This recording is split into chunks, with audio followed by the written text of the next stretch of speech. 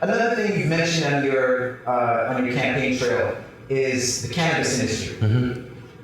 What are your thoughts on this? Well, I am the Green Party, so I think that should count for something. No, I think absolutely. I think the cannabis industry is something that St. Martin has to look into. We have to do it as responsibly as possible, because you don't just completely legalize and say, all right, everybody, have fun. Right.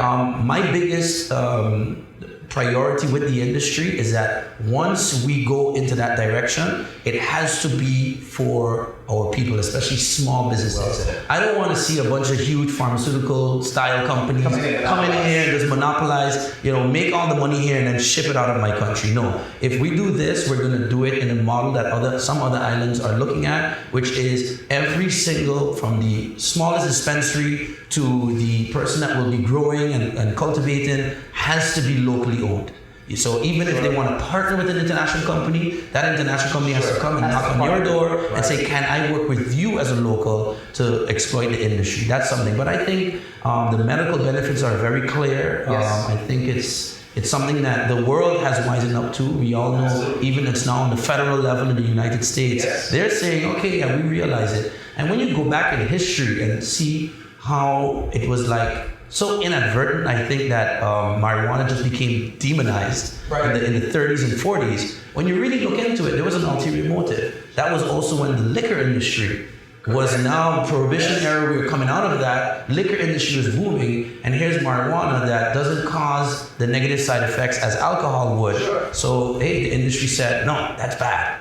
I think too much of anything is bad. And that's why I said, you don't want to just legalize and let people just smoke all day or enjoy it. You have to, everything has to have a certain responsibility. Television, video games, drinking, marijuana, it all applies the same, moderation.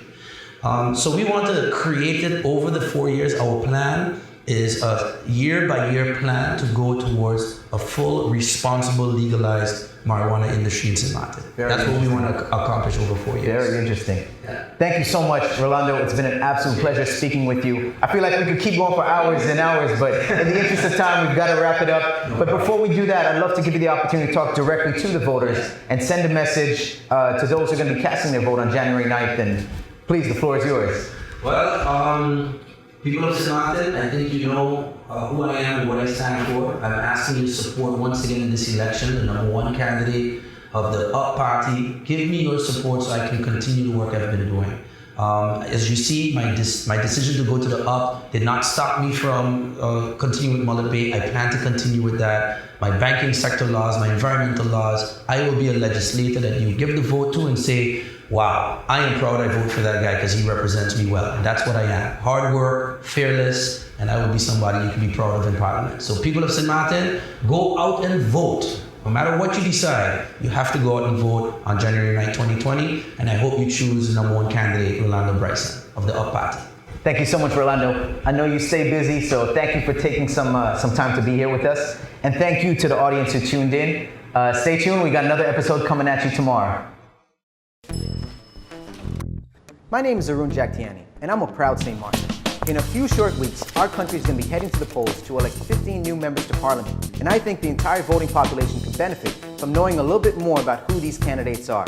Over the next few days, I'm going to interview a few new faces and a few political veterans. So join me, St. Martin, let's talk politics.